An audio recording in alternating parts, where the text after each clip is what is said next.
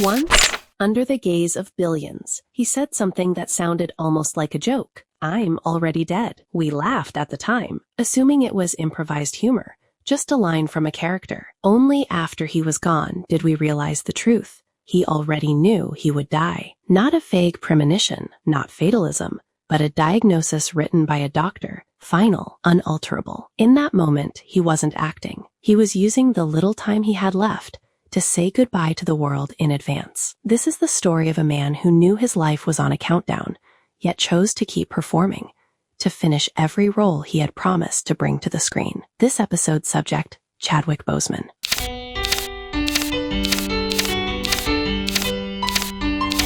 On August 28, 2020, Chadwick Boseman, the star of Black Panther, passed away at home from colon cancer. He was 43 years old. When the news broke, Hollywood and audiences around the world fell silent. There had been no warning, no farewell. Like a king who quietly exits the stage after fulfilling his duty. What few people knew was that during the 4 years he fought cancer, he completed 8 major film projects. He moved back and forth between hospital rooms and film sets, put on the suit after chemotherapy, and delivered physically demanding performances while enduring severe pain. He became the first actor to lead a superhero film nominated for Best Picture at the Academy Awards. Chadwick Boseman was born in 1976 in South Carolina, USA. His father worked in furniture repair, his mother was a nurse.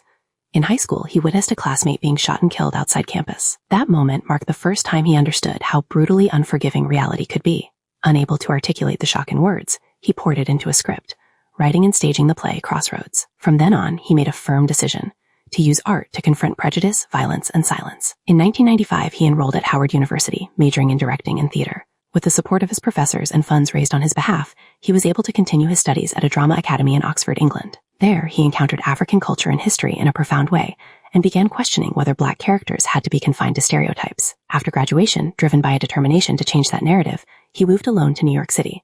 At his lowest point, he lived in a basement apartment in Brooklyn, supporting himself by teaching acting classes. Even when offered only small roles in shows like Law & Order, he consistently refused parts that demeaned Black identity.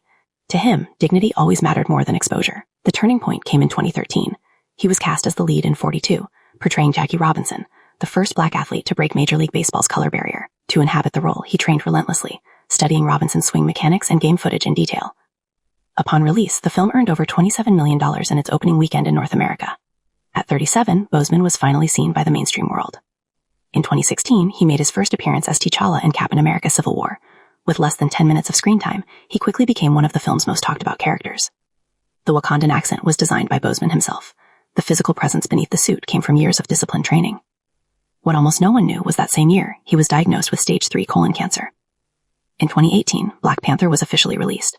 The film grossed $1.347 billion worldwide and became the first superhero movie ever nominated for Best Picture at the Oscars. In 2020, as his body grew physically thinner, he became the subject of online speculation and misunderstanding.